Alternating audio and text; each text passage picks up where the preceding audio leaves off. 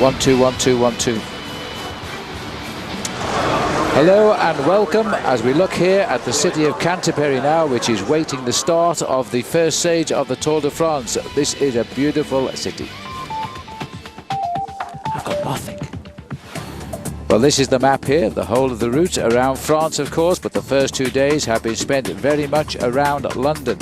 As we look here now, it's 3 weeks today before we finish in the Eiffel Tower. We spent yesterday in the Prologue. Today we're spending a ride of 126 miles as we leave London and dive south and west as we head out east rather towards the finish in Canterbury. 203 kilometers, no real hills along the way. Let's have a look at some facts for you. It's about the distance in San Francisco to Monterey in California, and it's the first Tour de France ever to finish in Canterbury. So there are 3 intermediate sprints along the way and 3 category 4 climbs. So we're watching now the start of what is a very special stage. These are the men we expect to be down in touch with the sprint at the finishing line today. Robbie McEwen, 3-timer green jersey winner. Tom Bonen, who crashed out the previous, he's looking for a big win now. And Thor Hushovd, who became the first Norwegian ever to take the green jersey in the Tour de France. Don't know whether he's sprinting well enough just yet, but he's certainly shown us that he wants to be in the frame here. 4 career Tour de France stage wins for him, and not least, of course, the Prologue in Strasbourg last year. Well, the green jersey competition is what we'll concentrate on in these early days. This is how it happens.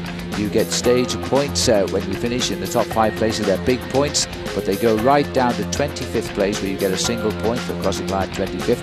And during the medium stages, when there's not so many hard climbs, you have slightly less points, but finally you get points.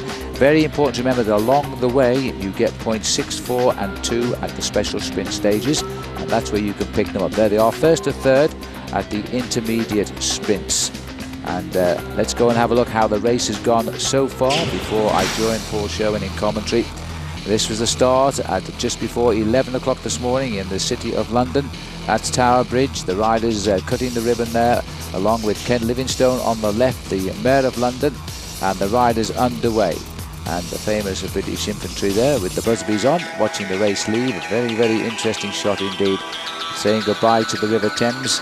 Cancellara, the winner of the Prologue yesterday, has the first yellow jersey as they made their way out towards the race start proper at Greenwich. And the riders then facing up to 126 miles.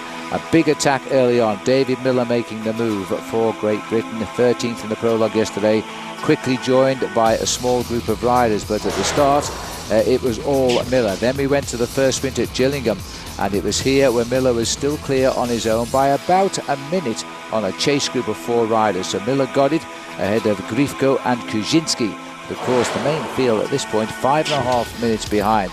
The catch then came as the riders came together in the region of Chatham in the Medway towns.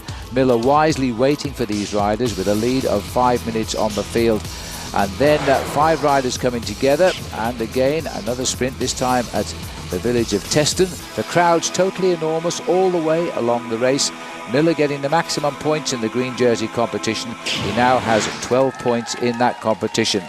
All right, well now we can go down to the live action on today's route of the Tour de France.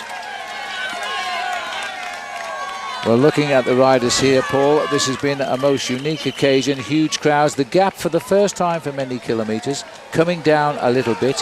4 minutes and 56 seconds. They're just pegged at the minute.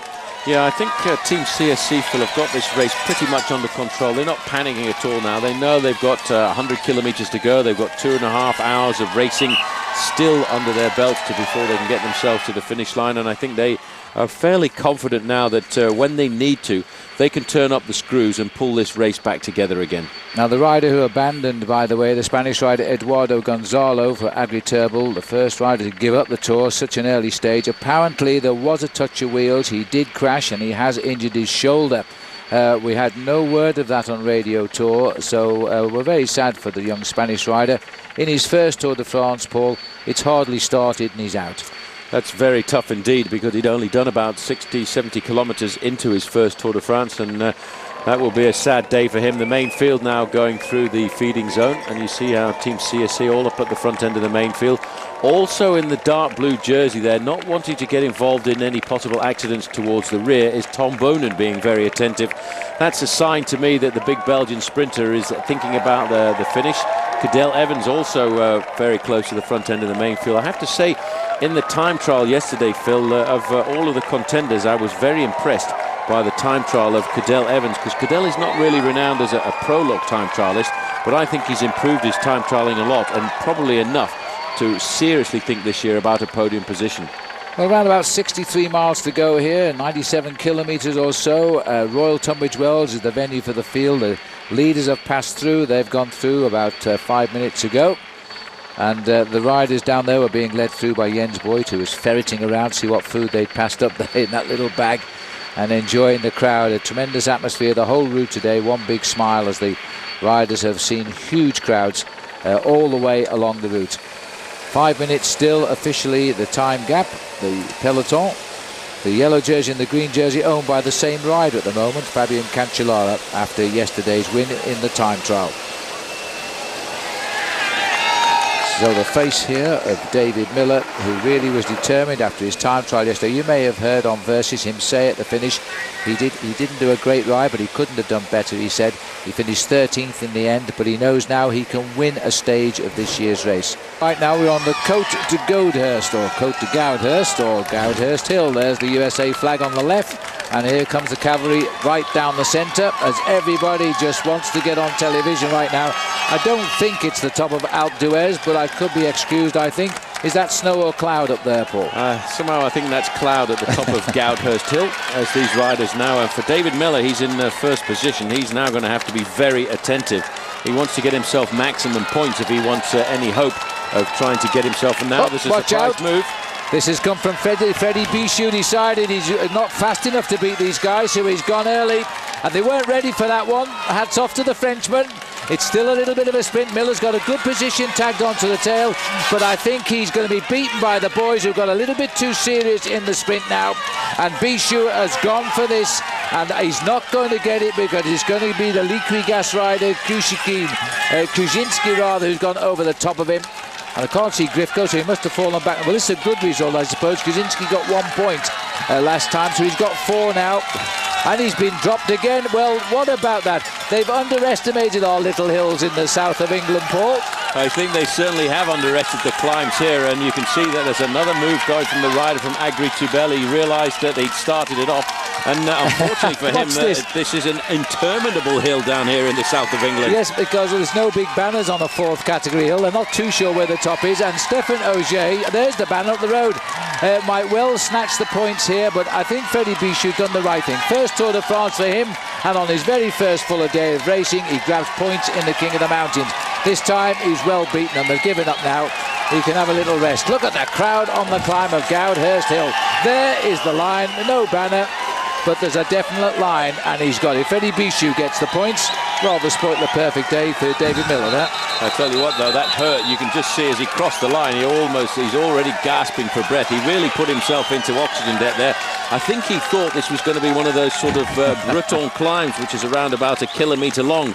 But this climb was getting pretty close to 2 kilometres. Here is the other Frenchman in the breakaway coming clear, Stefan Auger. He's coming up to make it 2.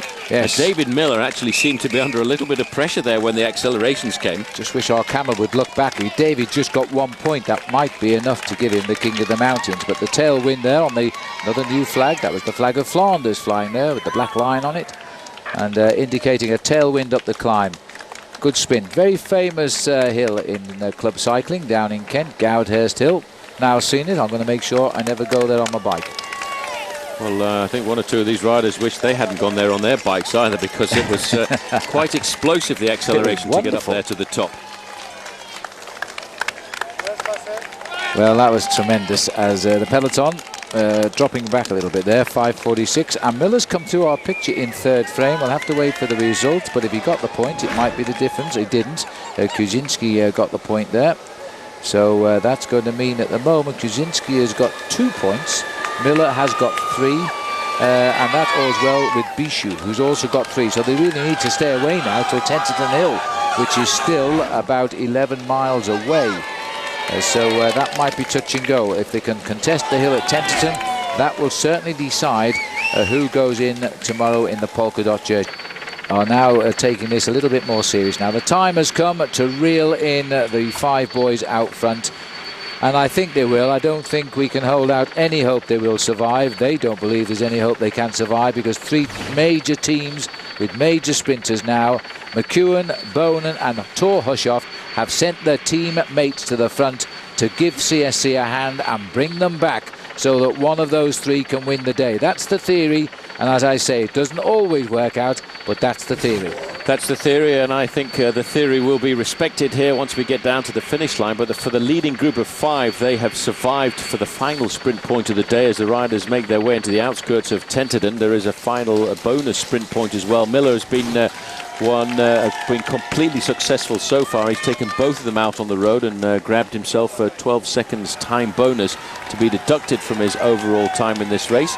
And I think he'll be trying to look to see whether or not he can grab the next 6 seconds as well. 500 meters to go for the sprint. Miller just moving himself into an ideal position to try and grab this one. I think he's going to make a move for it. He's going to follow Bichou, who's becoming his rival in this breakaway here. But watch out for Grivko, who's lining up just behind him. He's in his 3rd Tour de France. 156 Kaczynski. He's in his 1st Tour de France, and won't believe that there's crowds like this all the way around the route every day. Miller's got himself in the hot seat now. Not the best place to be if you want to win a sprint. But we're into Tenterden here now, and this is one of the beautiful towns here in Kent. Usually a very busy, bustling town. You would take a long time to get down this road on a normal day, but not today in the Tour de France. And Bichot's opening up, and Grivko heard him coming. Grivko's tried to push him over to the barriers, but Kaczynski's gone through on the other side. Miller says, I'm having none of that. Go and fight it out for yourself. Kaczynski wins it, and then I think it was probably Bichot in 2nd place, with Grivko taking the 3rd. Well, just looking at that massive sprint there, I'm a little bit surprised. Maybe Miller is starting to weaken after putting a lot of effort in the early part of this breakaway. But that sprint, I have to say there, Phil, I can only imagine that they were sprinting it out for the money, because these riders are a long way down in the overall classification. And there really is a phenomenal crowd here on the side of the road, probably better than we've seen in many, many years. Now, and you noticed it was Kaczynski and the lime green of Liquigas that pulled them all back together. But I think you can see that the cohesion has disappeared from this group now. They're starting to lose it. The body's starting to get that little bit pained. And we're probably looking at not very much more than an hour and a quarter, hour and 20 minutes to the finish. So it's getting to the very important part of the game when the leading group of 5 know that the writing is pretty much on the wall for them. It's a question of when will they get caught, not if they will get caught. Well, I know that Davy Miller would love this to just hang on out there until he gets to the last 20 kilometres or 12 miles. Oh, there's been a crash. Oh, that's been quite a prank. Now, I don't know how that happened, or can it? It looks like the breakaway. Oh, no, it's in the peloton. Same riders, but it's in the peloton. They've hit a... And there you can hear it there, and that was a nasty break there. Because the rider going down there for Team Milram was, in fact, Brett Lancaster. That's Brett Lancaster of Australia, who is on the right hand. Well, we've been talking about the crash. We've lost one rider early today, but that is by far the worst fall. That's a shame. Well, Lancaster is up. He looks okay, Lancaster, but that's what it's always about. The first day on the open road, Phil, the guys are all very nervous indeed. And the central islands, the directional islands used for controlling the traffic, are not very handy for bike racing on the open road either. And that's what's making cycling much more dangerous all over Europe. Well, that is very, very sad. Nobody's fault. Christian Moreni is the rider in red trying to get through there, but that has happened in St. Michael's, I think the town is, where it's happened. I'll be a little bit further down the road here, near Betherston. But look at this at the moment. This is Xavier Zandio. We thought it might have been Alejandro Valverde, but it's his teammate who's gone down. It hurts whoever you are, but it's less important for the team. I would like to hope that Alejandro Valverde is riding at the front end of the main field. Let's not forget he was robbed of a chance of vying for a high finish overall last year in the Tour de France when he crashed very early on and broke his collarbone. And in fact, poor old Valverde on that occasion, just about 12 months ago, Phil, was actually riding in around about 25th position when that crash went down. So unfortunately, it happened at the front end of the main field on that occasion, not at the back.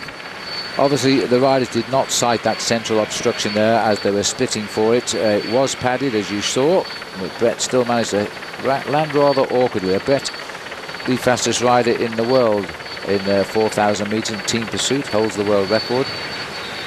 Oh, and that's a replay. I nearly jumped out my skin again. I looked up and saw another crash. I'm sorry about that, everyone, but I thought that was the replay. That's Brett Lancaster, landed very awkwardly.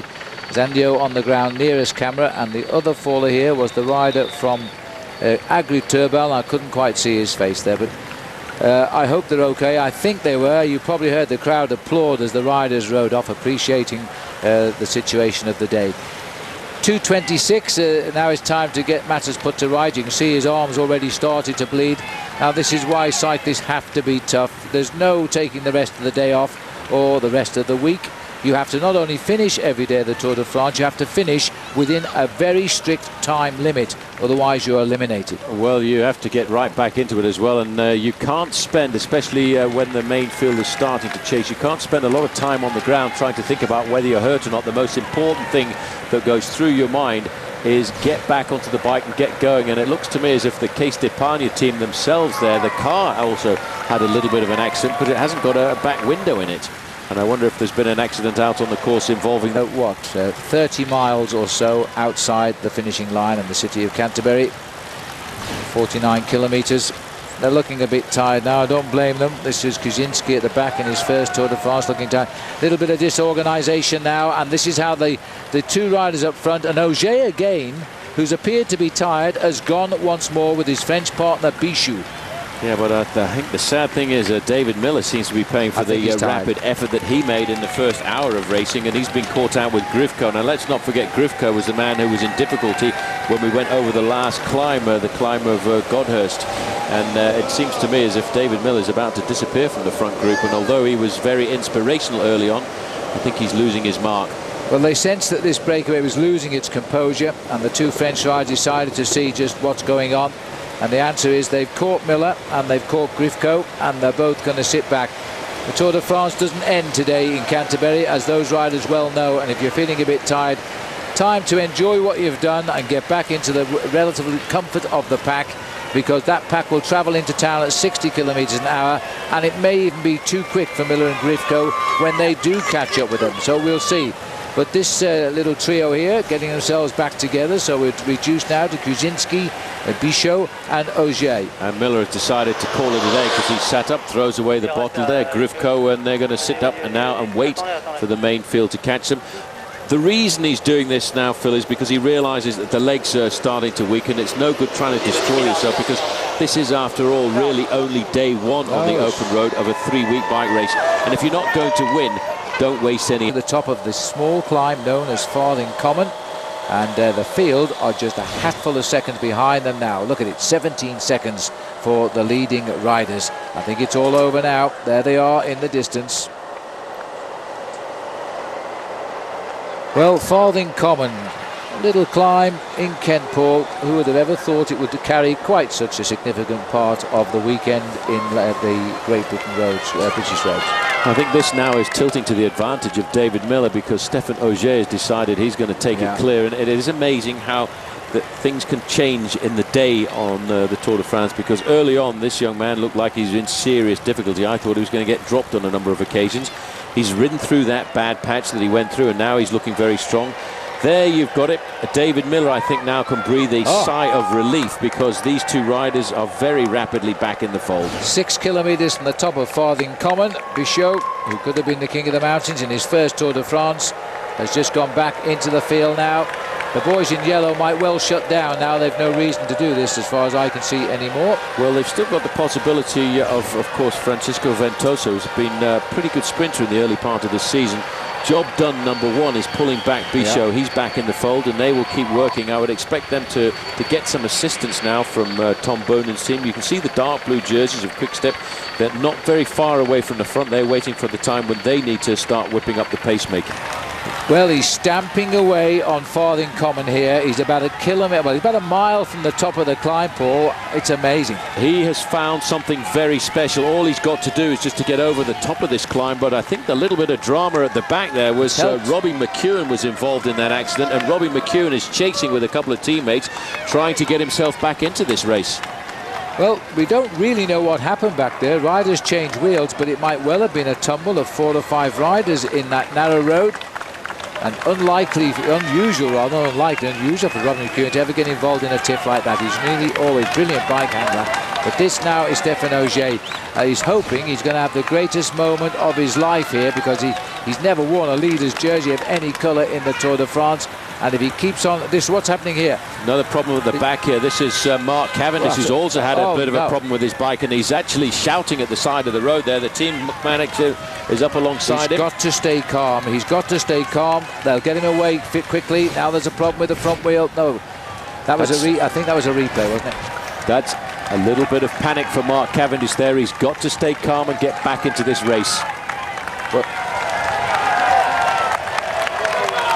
this is Ogier making his way up to the front. Mark Cavendish has had his problems at the back, and Robbie McEwen has had his problems at the back. 5th Tour de France for Ogier, and he has never had a leader's jersey. Now, the problem, whatever's happened in that lane, Paul, we've had McEwen stopped. We think it was a fall. We don't know. We've had riders change tyres. The polka dot jersey tomorrow will be worn by Stefan Ogier. It might not be. David Miller is on the front end of the main field trying to get himself second place. If David Miller in the yellow jersey gets himself second place there, he's going to be equal on points, I think, to that man. Well, there was a Sonia Duval rider there. Now, we don't know if that was Miller. Paul, is this the first or the last day of the Tour de France? I'm not really quite sure. If that was David Miller at the front, and it looks like it was, because there he is swung back now. There was 2 Sonia Duval crossed that line together. He's got the lead. Well, we're going to have to wait for the judge's decision. I did see the last time we caught a very quick glimpse of the front end of the main field. David Miller setting the tempo. But let's not forget, you can see now Team Quickstep getting themselves organised. I need to know right now, where is Robbie McEwen, who was off the back with a couple of teammates chasing to get himself back into the main field? Where is Mark Cavendish, the Team Mobile man who was expected to do well in this sprint? He is off the back. Stefan Ogier is going to be back in the main field any moment now. There he is, and he will wonder, he will want to know. He's trying to talk to the team manager, who got second. Well, we're waiting to find that answer as well. And what's this, a bike change again for Mark Cavendish? Well, the problem wasn't solved. Well, welcome to the Tour de France, Mark. It's your first day of a road race section of the Tour, and at the most crucial stage of the race, a man who could win today for the Isle of Man is now having to fight back into the race at just 18 kilometres from the finish. Ogier has gone back into the pack. It's blue skies overhead. It's blue jerseys on the front. Cedric Vasseur now racing for Tom Bonen of Belgium. Miller got second. Miller's on the podium tonight. We just hear it, in fact. So it is all good news for one British rider, and a lot of wasted effort for another right now. Well, that was really bad luck for Mark Cavendish. First day out on the open roads. I'm sure he was nurturing thoughts of trying to get himself a victory. Even if he does get himself filled back into this main pack, he's going to have a very sore pair of legs. This is the train behind for Robbie McEwen. Look at McEwen there, just sitting behind his teammates. They have all dropped back to try and pace Robbie McEwen into the main field. Robbie McEwen has now got less than 12 miles to get himself back into the main field. And will he then not only be able to get into the main field, but get to the front of it? Serious look on Robbie's face right now, but it's the man has won 176 bicycle races since he turned pro in 1996. One of the fastest men ever in the world of cycling, and the second biggest winner in the current professional cycling circus. 17.5 kilometres to go. The peloton being led by the boys in blue. We've just gone under the 4 kilometres to go banner. The field are virtually all together. McEwen has got back into the peloton, but no sign of him making progress yet. 3.5 kilometres to go. Under that banner, Paul, yes, 3 kilometres to go, and our clock's slightly out today, but that's the GPS system for you, as we're now watching here the men of Tom Bonen, who've done everything to right. Bonen's won 9 times this year.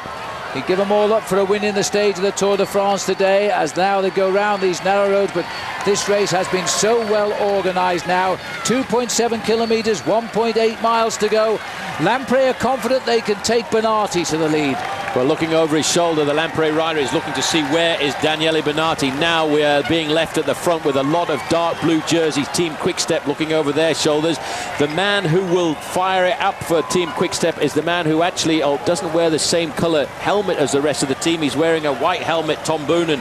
And these guys now have got to keep the pace nice and high for another couple of minutes. They've still got a good organisation. This is what you call a train in the sport of professional cycling. 4 riders from Quick-Step now. They will peel off as they go over these final few kilometres. Well, they've done their job. The team domestics are out of the kitchen and working hard here now. They're doing their job for Tom Boonen. Boonen will be just out of our picture. You can't see him, but he's there with the white helmet. He's the last man in the line to be delivered to the finish if he can win. But there's other riders trying to break in. I think that's Oscar Freire, the small figure of Freire in the orange jersey, dodging in amongst the wheels now. And Zabel's team of Milram are coming through. Well, Milram have got a very good train. They were designed, this train, to look after Alessandro Petacchi, but on this occasion they're looking after Eric Zabel, the old man of the sport, and that's Zabel now up into 4th position. They're going to start climbing very shortly. They're going outside the old walls of the city of Canterbury. They make the sweeper now. Very shortly they'll take a left-hand sweeper with about a kilometre to go, and then they will start to climb up towards the finish line. A beautiful crowd. It's a lovely day, and the Tour de France is saying its farewells to England in magnificent style here, while the lonely figure of Cavendish will come in by himself. This field has gone through the barriers, and it is looking for a lead out at 1 kilometre from the finish now. It may well be Eric Zabel who will take on Tom Boonen. I still can't see Robbie McEwen from the helicopter, but there is a jersey down there from his team. Now, as we see them come off this banner here, and our cameras have had to move away from us, but that looks as though Zabel is not far away. Zabel is lined up in 3rd place here. Boonen is in 4th place. Bernati is in 5th place. The big sprinters, and they're waiting for the move, and Foster is in there as well now. Watch out for Hunter, who's also going to have a dig for Barloworld. Robbie Hunter, as he wobbles all over the road now, and they're chasing him down as best they can, but this is going to be a win for Robbie Hunter, or is it? The South African rider is trying to take them to the line here. This would be a tremendous surprise, a wild card team for victory, as Hunter grits his teeth as he gone too soon. Robbie Hunter, Robbie McEwen is coming. McEwen, the acceleration on the middle of the picture. The man off the back is going to win. Robbie McEwen, the man from nowhere. Welcome home. Unbelievable. I don't know, Paul, how on earth does that happen? That's impossible. What Robbie McEwen has just done, he was at the back of the main field with 5 kilometres to go. He fought his way through that field, Phil. He never gave up. He never thought about giving up for one moment. Look at this picture. You can't even see a Robbie McEwen anywhere at all in that picture. And then all of a sudden, when we pull back, there is the pink jersey of the rider from Predictor Lotto. He was down, he was out, but he's a pro. He's a professional bike rider. He waited till the last possible moment. He never panicked. He kept his calm like a magical poker player. I can't believe that. Hunter thought he got it. Now let's look at this again. That's Robbie Hunter on the front. Look at the speed of McEwen. Off the back, off the front. Tom Boonen comes far, far too late. Hushoff too. They're all trying to get him.